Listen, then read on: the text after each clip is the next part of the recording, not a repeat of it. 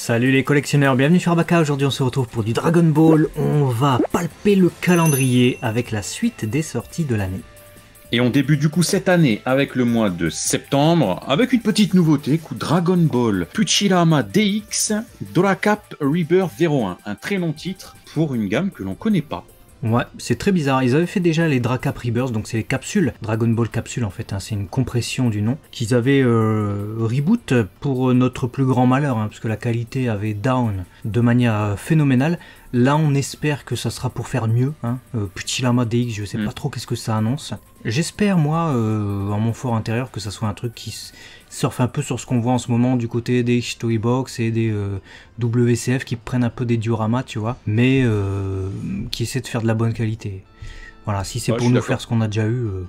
Bah, si c'est pour faire du ressucé, ça sert à rien, autant partir sur de la nouveauté et de bonne qualité et aussi innovante si possible. Donc voilà, on verra bien ce que ça donne. Ensuite, on a évoqué la figure 0 de Goran Beast, donc ça, vous avez une vidéo dédiée. Grosse news par contre, on a une nouvelle Ichiban Kuji qui est annoncée pour ce mois de septembre. Dragon Ball Gekitots Uchu Okaketa Tatakai. Voilà, choc, la bataille qui va mettre en jeu l'univers. Qu'est-ce que ça peut être? Gekitots, on a vu par exemple l'ami Marty Japan qui a partagé sur Twitter que lui suppose que ça peut être lié, c'est une bonne supposition, hein, au 6e film DBZ. Maintenant c'est vrai que Metal Kula était déjà sorti en Ichiban Kuji. Si on regarde l'intitulé de la loterie, on voit que c'est écrit Dragon Ball. Donc déjà, c'est pas une Dragon Ball EX, mais c'est pas Dragon Ball Super non plus. Ça peut être large, ça peut être Dragon Ball la licence, comme ça peut être le manga, donc s'en tenir au perso de l'œuvre originale. Qu'est-ce que ça peut être? La bataille qui met en jeu l'univers, ça peut être des persos, même de Dragon Ball Super, pourquoi pas. Ça peut être, alors ça peut être soit des persos Dragon Ball Super. Moi, le film 6, comme notre poteau Marty Japan, j'y crois peu parce que Kula a déjà eu toutes ses dépictions. Que ce soit Metal Kula, que ce soit sa transfo dans le film, première apparition, tout ce que tu veux. Bon, il en manque une. Hein. À part il manque Metal Kula Core. Ouais, voilà. C'est ce que j'allais dire. Mais Metal Kula Core, c'est compliqué à faire. Hein. Ça sera compliqué, et puis de là à faire une Ichiban Kuji totale sur ça, ou du coup ça veut dire quoi? On va avoir encore Goku, Vegeta, Goran Piccolo, ouais, Kulilin, je sais pas trop, je sais peut-être après, mais je sais pas si c'est ce que je veux. Ce qui me paraissait le plus évident, c'était le tournoi du pouvoir, parce que ça on n'a rien du tout.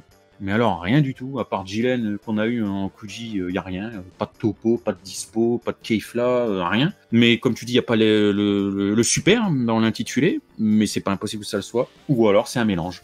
Dans le sens, tu te rappelles quand on avait eu la The Movies ou la Best Of ou ces conneries-là, où ils ont mis des persos qui étaient un peu de tout horizon, vu que c'est pas une X, ça peut être tous les ennemis et ou persos qui ont à un moment donné cassé la tête et ont mis en péril la Terre et ou l'univers, je sais pas. Ouais, moi j'aimerais bien que ça soit un peu, qu'ils prennent les grosses batailles décisives pour l'univers, mais dans l'œuvre originale, tu vois, qu'on ait du Majin Buu Goran absorbé qu'on attend depuis longtemps, et qu'ils en profitent un peu pour mettre des persos qu'on n'a pas eu, hein, quitte à mélanger effectivement, même mettre des persos des films, des batailles qui mettent en jeu l'univers, il y en a plein, Bojack, donc ouais.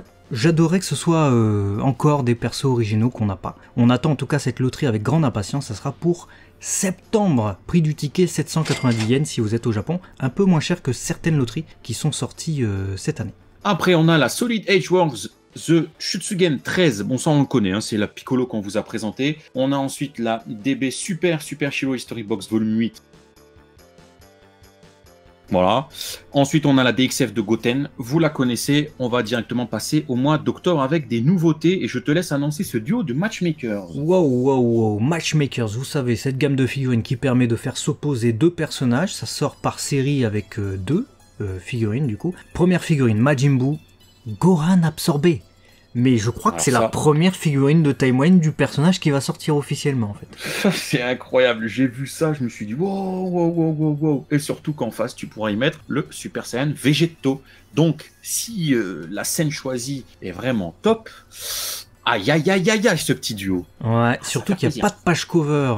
À cette époque-là, Toriyama faisait très peu de page cover, hein, vers la fin de l'arc Majin Buu. Du coup, ça va pas reprendre une page cover. Ça va peut-être interpréter des cases, mais j'ai hâte de voir en tout cas le rendu. Hein. Et j'ai hâte de voir aussi le rendu de cette toute première figurine de Majin Buu qui a absorbé son Gohan, sauf si, évidemment, la loterie qui sort le mois d'avant nous en propose une. Hein.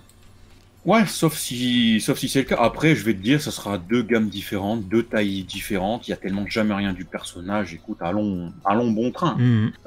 D'ailleurs, dans les bons trains, hein, on va rester dans le wagon, on a une DBZ G-Materia Frieza 2 qui est annoncée. G-Materia, vous savez, Ouais. on aime beaucoup. C'est souvent de la belle qualité. La Frieza, forme finale, on l'a déjà eu. Bah, du coup, on attend très certainement l'une des trois autres propositions.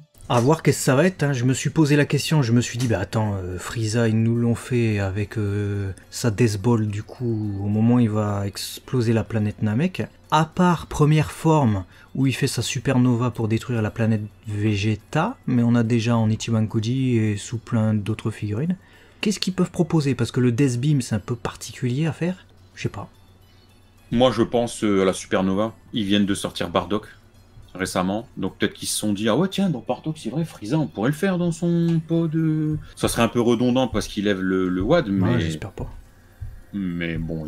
Un truc que il change la j'espère couleur. peut-être, enfin c'est pas que je l'espère, mais disons que ce serait pas illogique, ce serait qu'il nous fasse par exemple son Daichi Letsuzan. C'est-à-dire qu'à un moment donné, Ouais. il tranche la planète Namek en deux, enfin il tranche la Terre, quoi, c'est littéralement le nom de la technique. Ce qui est redondant par contre, c'est que c'est encore la forme finale, quoi. Ah, quitte à avoir une forme finale, je préférerais limite qu'il nous fasse le Frieza 100% avec son double Kienzan, tu vois. Ce serait déjà un peu plus. Ah, mais il y a moyen, putain, ouais. Surtout qu'on l'a pas eu depuis les posing figures, hein, ça, il y a 15 ans. Il y a totalement moyen que ça soit ça, ouais. Parce que Kienzan, Surtout on l'a qu'ils déjà viennent eu de- avec Kulilin, mais c'est un Kienzan lancé. Bah, ils ont juste à le reprendre. Hein. Là, Ils t'as le reprennent, juste le à mettent reprendre rouge, un Kienzan, tu le peins en rouge et puis t'en mets deux sur les mains, flottant. Ça y est. Bah, c'est peut-être ça qu'ils vont faire, ouais. Donc on verra. Dans tous les cas, j'espère de l'originalité. Si c'est le cas, eh ben, on est preneur. On aime beaucoup les G-Materia. Ensuite, on aura, semble-t-il, des peluches, ouais, de ce que je vois. On verra. On n'a pas de visu, mais ce serait du Ouais, coup ça sera Shenlong et Shenlong. Dragon Ball. Voilà. Et ensuite, grosse news pour octobre. On n'en avait pas parlé, mais il faut vous l'annoncer. Dragon Ball Live, toi-même tu sais. Raditz, tu savais pas. Ça, Raditz qui débarque en Dragon Ball Live, super nouvelle ça. On avait déjà Broly Ah qui ouais. était annoncé, mais on a vu que c'était le Broly du film 8. Là finalement on part quand même sur les Saiyans, hein, donc sur la source, hein, le début en tout cas de la série animée Dragon Ball Z. 29 700 cheveux. yens, ça nous fait du 230 € on va dire. J'espère que ce sera un bon gros Raditz, hein, quand même. Ouais, j'espère aussi que le ratio poids-prix sera adéquat, parce que c'est pas donné les Elize, mais en tout cas, Raditz, c'est un perso qui nous fait extrêmement plaisir, et passons directement au mois de novembre avec une annonce concernant les Blood of Saiyan spécial 16. La 15, c'était la Gohan du futur, hein, Super Saiyan. La 16, on sait pas encore. Voilà, On à sait votre pas, imagination. pourquoi pas un Trunks adolescent qui puisse aller avec, quoi, tu vois. Ouais, clairement. Ouais, c'est largement envisageable. Comme ils aiment bien faire des trucs faciles, là, clairement, c'est facile et intéressant. Donc, clairement, faites ça. Faites ça s'il vous plaît, Ensuite, on a Bandai. quoi Ensuite, on a des peluches, une nouvelle gamme de peluches qui Ouais. va sortir. C'est écrit 2024. Alors, je sais pas s'ils se préparent déjà pour la nouvelle année, mais très certainement, puisqu'on sera qu'en novembre. La History Box Volume 9, vous la connaissez, on vous l'avait mentionné. Hein. Et ensuite, nouvelle annonce, Clear Eyes, Majin Vegeta pour novembre. Ça peut être sympa. Les Clear Eyes jouissent d'une qualité plutôt sympa et le concept est plutôt bien aussi. Hein. Vous savez, c'est les petites figurines qui ont une opacité, on va dire, de 80%. Et du coup, quand tu les mets sur ou très près d'une source de lumière, il y a un côté transparent qui en sort. Bah écoute, Majin Vegeta, espérons que le sculpte soit bon parce que ça peut être sympa de l'avoir en Clear Eyes celle-là. On va passer du coup au Solid Edgeworks de Tsuchijin, volume 14. On était resté sur qui? Sur Piccolo, je crois. Hein. Ouais, sur Petit Cœur le Mauvais avec sa cape en maintien, c'était sympa. Donc là, on va avoir le volume 14. Et on arrive du coup au mois de décembre. Vous aviez eu cette superbe annonce de la SH Figurines de Metal Kula. Allez voir la vidéo, on prend le temps de la décortiquer, elle est juste magnifique. On repart du coup sur les Blood of Saiyan spécial, mais cette fois-ci, on a l'intitulé Broly. Ouais, là, ils ont Spécial pas... Broly. Ils ont pas cherché le mystère, là, j'ai envie de dire. Par contre, quel Broly ce sera? Est-ce que ce sera celui de Dragon Ball Super, celui de DBZ? On ne sait pas. Pas de précision là-dessus, donc écoutez, on verra bien d'ici là, on aura des visuels. On repart sur un duo de matchmakers, semble-t-il. Alors je pense, hein, parce qu'on a Vegeta Kanongarik et de l'autre côté Goku Kaioken. C'est ça, duo de matchmakers, une nouvelle fois, après du coup Vegeto et Majin Buu en a absorbé. On aura le combat phare de l'arc Saiyan. Je suis pas plus réjoui que ça, hein, parce que bon, On a déjà un magnifique Vegeta Kanongarek en G-Materia. On a déjà cette opposition, pour ceux qui peuvent se le permettre évidemment, du côté de Tsume en résine. Mais voilà, on a déjà pas mal de figurines de l'Arc Saiyan, donc c'est pas ce que j'attends. Ouais. Mais ça fera plaisir, bon. sûrement. On verra bien, moi j'attends beaucoup plus la prochaine proposition, puisqu'on va avoir une G-Materia, les amis, d'un personnage, un illustre personnage. J'ai nommé Rikum. Magnifique. Magnifique, ça sent l'Eraser Gun. Hein. Bah oui, clairement. Hein. Ça sent l'Eraser Gun. Ça, écoute, ah ouais, ça peut être que ça. Vous savez que on aime mettre en avant les techniques dans cette gamme, et notamment les Kikora. Hein, bah écoute, il va faire son Eraser Gun à un moment donné. On annonce, parce que tapage de peau, c'est fini. Ouais, on a hâte du coup. Mais... on a hâte du coup de découvrir tout ça, c'est vrai. On pourrait se poser la question aussi, est-ce que les autres membres de l'escadron spécial vont être faits?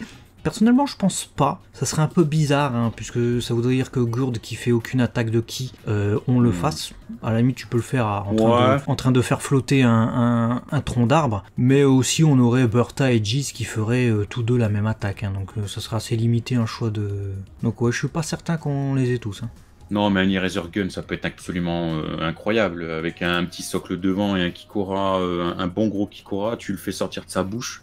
Ça peut être ouf, surtout que... Tu sais pourquoi je suis content de cette proposition au-delà de ce fait-là, c'est que ils vont l'adapter avec ses habits totalement pétous. Ouais, j'ai pensé à la même chose. Je me suis dit, ça sera la première figurine de Rikum avec les habits totalement déchirés en taille moyenne. Et ça, c'est génial, ça. Donc, non, une position, oui, une proposition qui nous ravit fortement. Laquelle annonce t'attend le plus, là, du coup, pour cette fin d'année? Waouh, la Metal Cool Ice Figure Arts, ça, c'est clair. La G-Materia Rikum me donne beaucoup envie. La Majin Buu Goran Absorbé, forcément. Et alors, la grosse surprise de cette Ichiban Koji. J'ai hâte de découvrir si je vais être hypé de ouf ou si je vais être déçu. En fait. Et toi? Eh ben écoute, c'est exactement la même chose du côté de mes attentes. Dites-nous vous dans les commentaires ce que vous attendez le plus. Et à très vite sur Abaka. N'hésitez pas à partager toutes ces infos sur vos réseaux sociaux. À la prochaine. Allez, ciao.